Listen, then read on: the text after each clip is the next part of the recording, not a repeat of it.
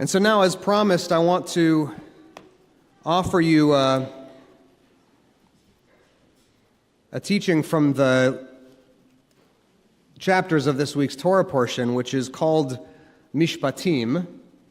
The name of the portion means laws, and it's a portion that fully lives up to his name.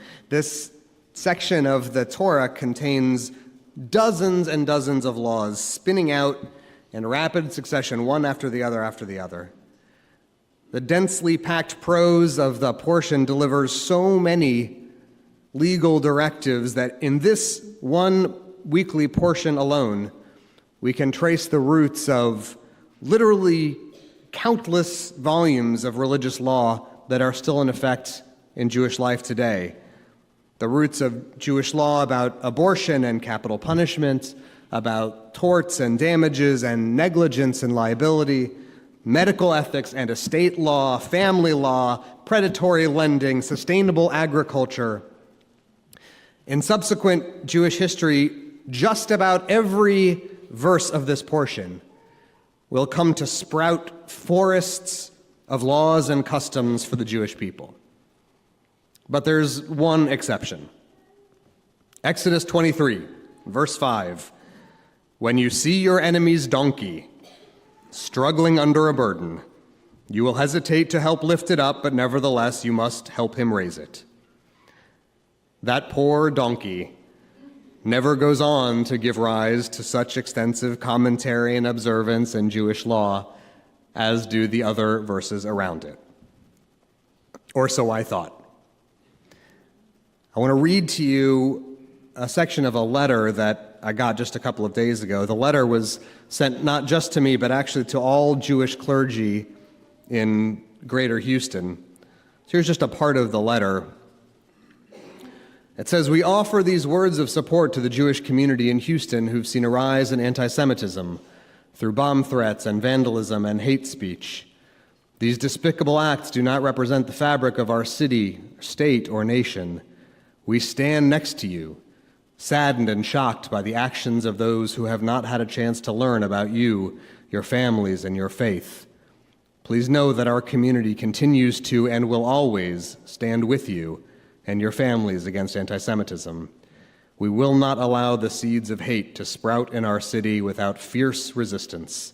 Know this day and know this always. An attack on a person of Jewish faith is an attack on all of us. We will always stand together." And the letter's signed by 26 leaders from the Houston Muslim community, who together represent a constituency combined of more than 120,000 Muslims throughout Houston. And incidentally, unlike our own faith community, which is united by organizations like the Jewish Federation, Islam in Houston has no comparable organizing body, which makes this gesture and this letter all the more strenuous to accomplish and all the more impressive. If you don't know what it means to raise your enemy's donkey, this is it. This is what the Torah talks about when it instructs us to suppress the impulse to ignore and turn away. This is what it looks like to silence the small, nasty voice whispering that the other is an enemy first and a human being second. This is what it looks like to stand next to the other, to extend your arms, bend carefully at the knees, and lift. It's been a while since American Jews have felt that our donkey needed any lifting at all.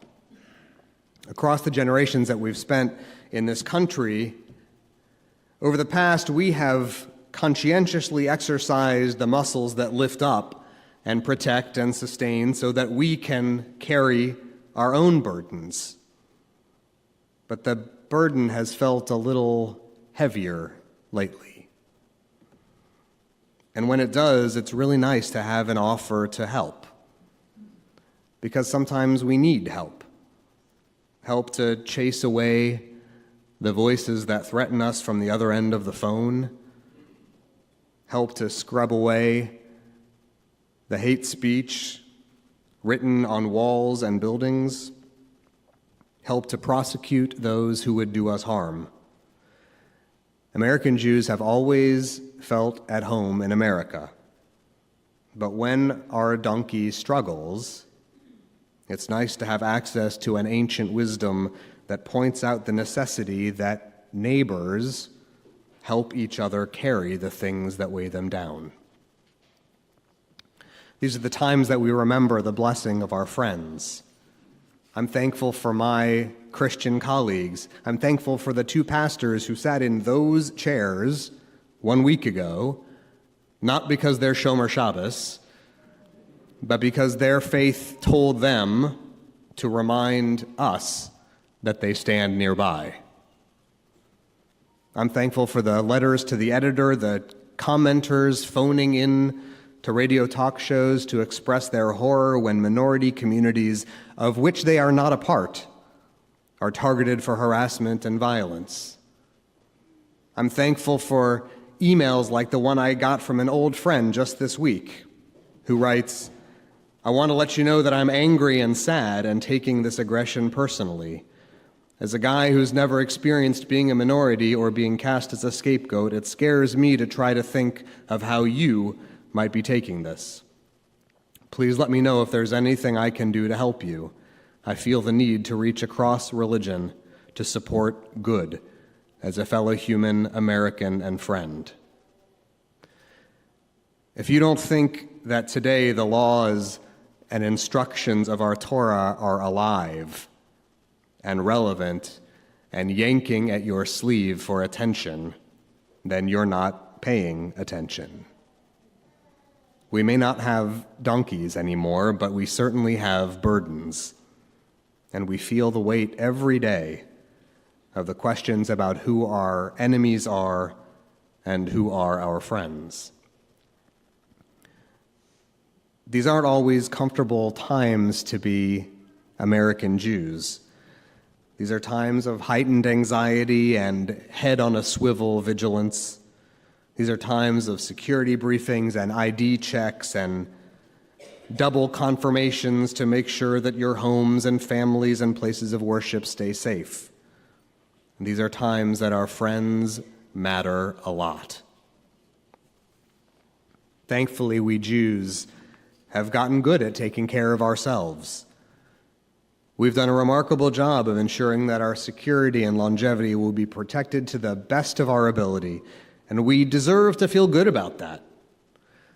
But to find a friend, or even better, when a friend emerges on his own, stepping forward to stand next to us and help us lift, that feels really good too.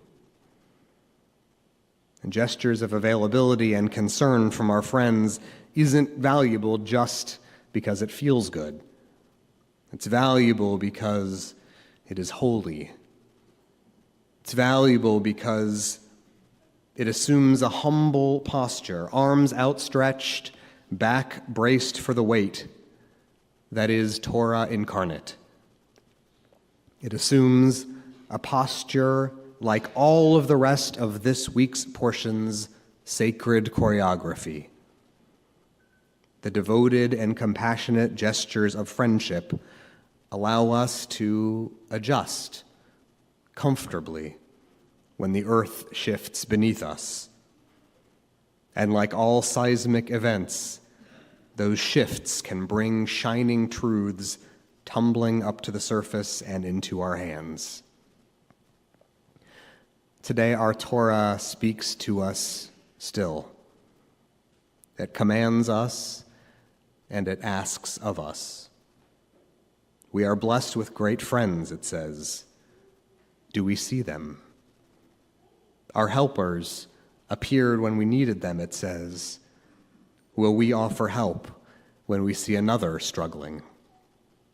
Will we open our eyes to see the burdens borne by others, to see the strain and the struggle, even if we fear they are our enemy?